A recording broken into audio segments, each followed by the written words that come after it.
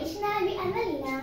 وقعت 3 ضفادع في حفرة عميقة، فقال الناس: مسكينات وقعن في حفرة لا يستطعن الخروج منها وموتهن محقق.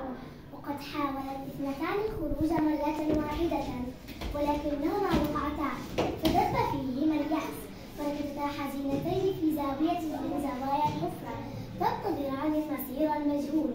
أما الثالثة فلم تستمع إلى كلام المخطئين، وكررت المحاولة مرة بعد مرة، وكانت كلما وقعت ازدادت إصرارا، فاستجمعت قواها وبدأت محاولة جديدة إلى أن تحقق لها ما أرادت، وخرجت من الحفرة سالمة.